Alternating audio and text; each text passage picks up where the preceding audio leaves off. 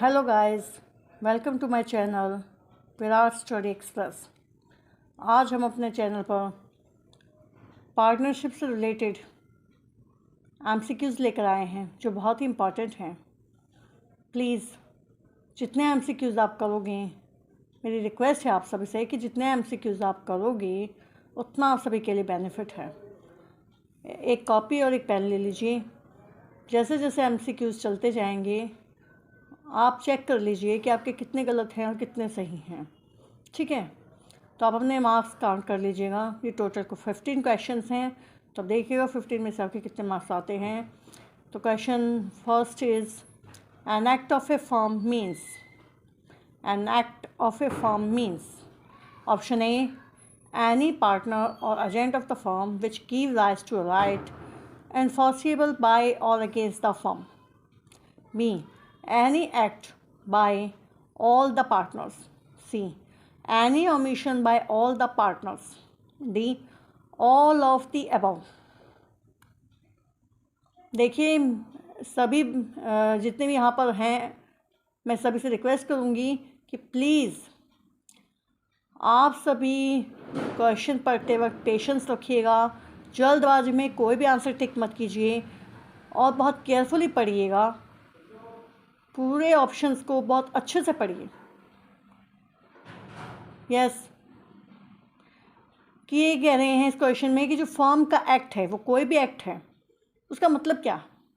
Yes, तो इसमें कौन सा ऑप्शन रहेगा? एक्ट में क्या आता है?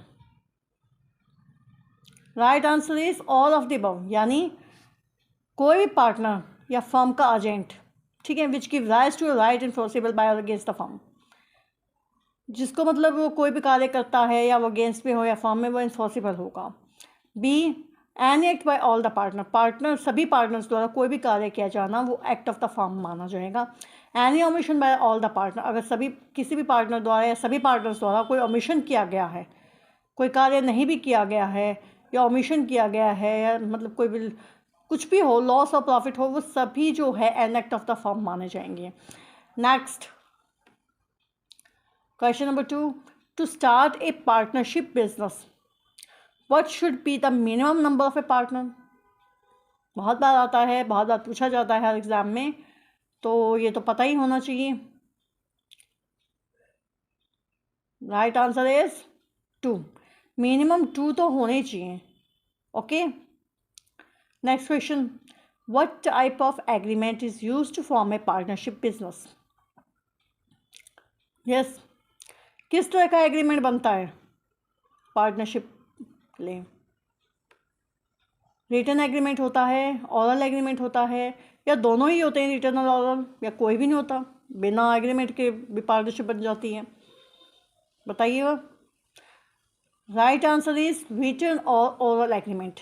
ऑरल एग्रीमेंट भी हो सकता है, रिटन भी हो सकता है। Okay, next question, in partnership partners liabilities are. Partnership जो पार्टनरशिप है उसमें पार्टनर्स लायबिलिटी के बारे में बताया है। तो first option is unlimited, B limited to the capital of the business, C limited, D both हैं सी। यानी जो पार्टनर्स की लायबिलिटी है पार्टनरशिप के अंडर वो अनलिमिटेड है, या वो सिर्फ जो बिज़नेस का कैपिटल है, जो पूंजी है, सिर्फ उसी तक लिमिटेड है, या वो सिर्फ लिमिटेड है। तो ये बहुत ही कंफ्यूजिंग से ऑप्शन होते हैं, तो इनको जो ध्यान से पढ़ते हुए इनका आंसर दें। अगर आपने बेयर एक्ट पढ़ा है तो आप ऑब्वियसली इसका करेक्ट आंसर दे पाएंगे, तो बेयर एक्ट को भी बहुत ध्यान से पढ़ेगा।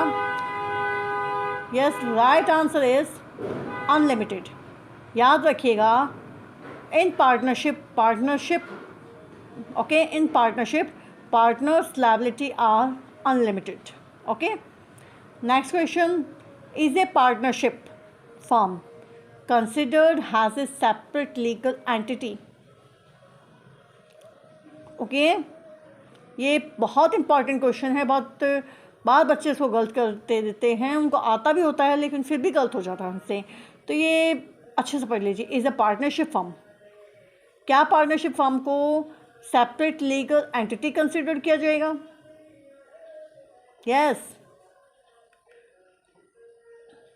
Right answer is no. Partnership firm considered has a separate legal entity. No partnership firm is considered has a separate legal entity. ठीक है. Next question. What happens when interest on drawing is charged to a partner? Credited to partner current account. Option B, not shown in current account. C, debited to partner capital account. D, none of the above. Yes.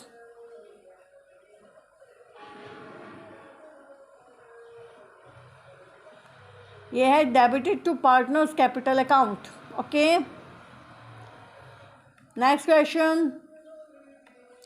What is the partnership return agreement known as? बहुत ही अच्छा question है, बहुत ही confusing भी है. Okay. कि जो partnership return agreement होता है उसको हम किस नाम से बोलते हैं?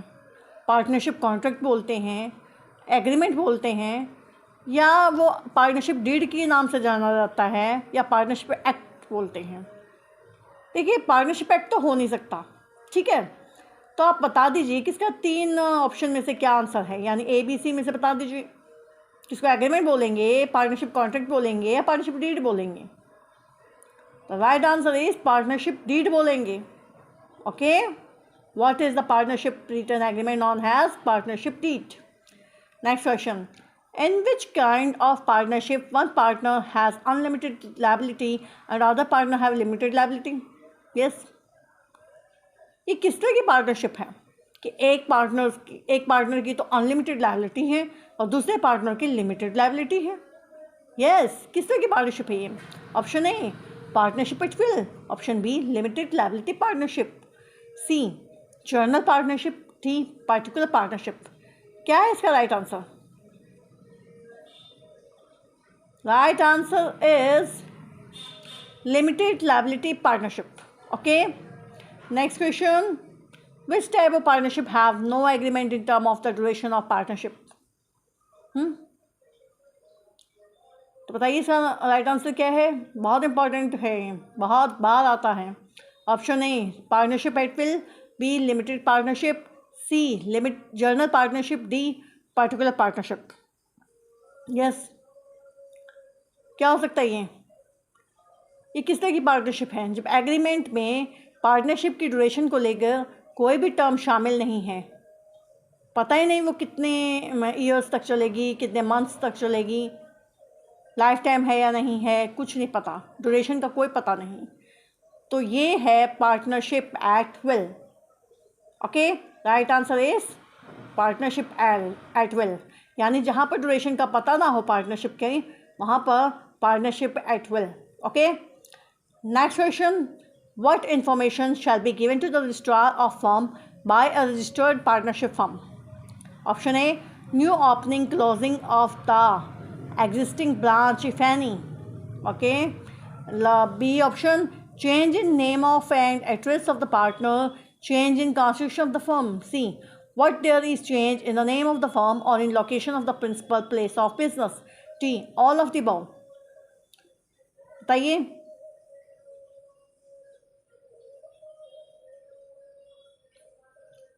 ये कहते हैं कि जो पार्टनरशिप फर्म रजिस्टर्ड हुई है वो मतलब रजिस्ट्रार ऑफ फर्म को क्या इन्फॉर्मेशन देनी चाहिए, देगा वो? बताइए किस किस की इन्फॉर्मेशन देगा? Right answer is all of the above. यानी वो अपनी कोई ब्रांच खोल रहा है या क्लोज कर रहा है. ठीक है. अपनी कोई नई ब्रांच खोल रहा है या जो एग्जिस्टिंग ब्रांच है उसको क्लोज कर रहा है, वो इन्फॉर्मेशन देगा. ठीक है. पार्टनर्स का एड्रेस चेंज हुआ है, नेम चेंज हुआ है, तो वो देगा. अगर मान लो कॉन्स्टिट्यूशन ऑफ चेंज, मतलब फर्म की कॉन्स्टिट्यूशन में कुछ चेंज हुआ है तो वो बताएगा. ठीक है. और फर्म की लोकेशन में या जो मेन हेड ऑफिस है उसकी लोकेशन में या फर्म के नेम में कोई चेंज हुआ है तो वो चीज़ें वो सारी वहाँ पर बताएगा. किसको बताएगा? रजिस्ट्रार ऑफ फर्म को. Next question. What would be the position where a minor elect to become a partner?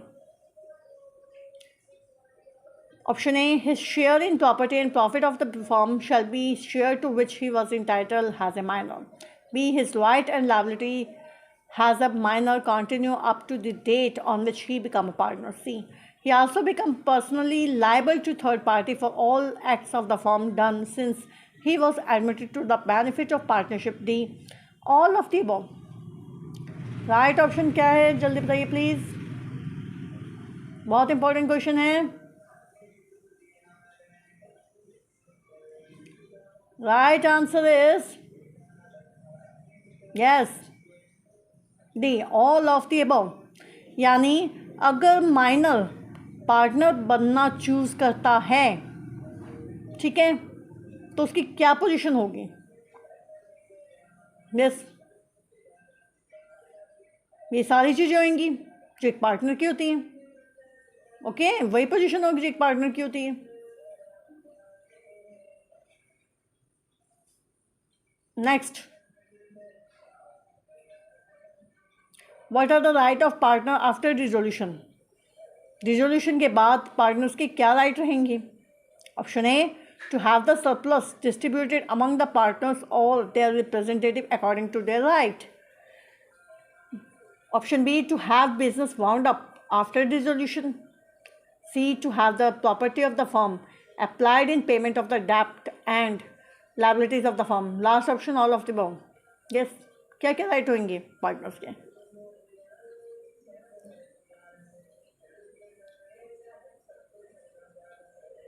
All of the above सारे होंगे. कोई भी सरप्लस डिस्ट्रीब्यूट है तो पार्टनर्स के बीच में अकॉर्डिंग टू देयर राइट्स जो हैं वो डिस्ट्रीब्यूट होंगे. सरप्लस जो सरप्लस अमाउंट है कुछ भी है वो मतलब पार्टनर्स या उनके रिप्रेजेंटेटिव के बीच में according to their right distribute होंगे. आफ्टर डिसोल्यूशन जो है बिजनेस वाउंड अप होगा. To have the property of the firm, जो फर्म की प्रॉपर्टी है applied in payment of tax and liability of the firm. Firm का कोई भी कर्ज है, कोई भी जिम्मेदारी है, उनको अप्लाई किया जाएगा प्रॉपर्टी ऑफ द फर्म. ठीक है, उनके कर्ज उतारने में और जो फर्म की लायबिलिटीज़ हैं उनका मतलब उसमें वहाँ पर यूज़ किया जाएगा वो. Next, the dissolution of partnership means. ये बहुत इंपॉर्टेंट क्वेश्चन है और बहुत कंफ्यूजिंग भी है और बहुत मतलब बच्चे इसको गलत करते हैं, तो ध्यान से पढ़िएगा प्लीज़. अब पूछा भी जाता है एग्जाम में. The dissolution of partnership means. Option A, it means the dissolution of partnership between all the partners of the firm. Option B, it means the change in the relation of the partner. C, it means the reconstitution of the firm. Last, none of the above. जल्दी बताइएगा right answer क्या है, जल्दी बताइए. Yes, right answer is it means the change in relation of the partners. यानी dissolution of partnership का मतलब partners के बीच जो है रिलेशंस चेंज हो गए हैं. Okay okay. Next, when there is any change in the constitution of the firm, what would be the statute of the continuing guarantee given to the firm? Option A, it shall be revoked as to future transaction from date of any change in the constitution of the firm. B, since it is the continuing guarantee, hence it be continuing. C, only the parties to the continuing guarantee can only decide over the matter. D, none of the above. Yes, right answer is, जल्दी बताइए please. Right answer is A, it shall be revoked has to future transaction from the date of any change in the constitution of the firm. ये कहते हैं इस question में क्या पूछा गया है कि अगर फर्म की कॉन्स्टिट्यूशन में कोई भी चेंज होता है, किसी भी मतलब कॉन्स्टिट्यूशन ऑफ द फर्म में चेंज होता है, ठीक है, तो जो एक कॉन्टिन्यूइंग गारंटी दी गई थी फर्म को उसका क्या स्टेटस रहेगा. तो ये कहते हैं कि वो जो कॉन्टिन्यूइंग गारंटी है वो रिवॉक हो जाएगी. Okay, has to future transaction from the date of any change in the constitution of the firm. यानी जिस दिन से फर्म का कॉन्स्टिट्यूशन में जिस दिन से फर्म के कॉन्स्टिट्यूशन में कोई चेंज आया है उसी दिन से वो जो कॉन्टिन्यूइंग गारंटी दी गई है फर्म को वो रिवोक हो जाएगी फ्यूचर में अगर कोई ट्रांजेक्शन होता है उसको लेकर। वो जब तक अप्लाई थी, जब तक फर्म की कॉन्स्टिट्यूशन में कोई चेंज नहीं हुआ था, लेकिन जिस दिन से चेंज हुआ है वो उस दिन से आगे कोई भी अगर ट्रांजेक्शन होती है तो वो वहाँ पर अप्लाई नहीं होगी कॉन्टिन्यूइंग गारंटी, मतलब जो गारंटी है वो अप्लाई नहीं होगी, वो कंटिन्यू नहीं रहेगी, वो रिवॉक हो जाएगी। Next question 15, whether a partner after dissolution of the partnership firm carry on the business in the erstwhile business name of the firm. Option A, he can use the business name of the dissolved firm name if he has plotted the goodwill of the firm. B, he cannot use the business name of the dissolved firm. C, he can use the business name of the dissolved firm provided there was a contract between the partner of the dissolved firm.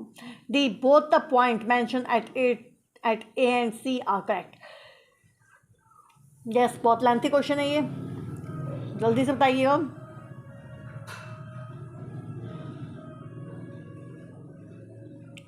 Right answer is both the point mention at A and C are correct. यानी अब option A और सी पढ़ लेते हैं कि he can use the business name of the dissolve firm name if he has plot the goodwill of the firm.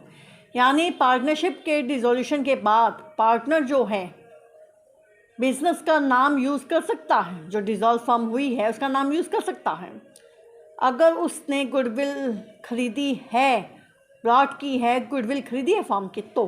Okay, and last जो option C है वो भी करेक्ट है।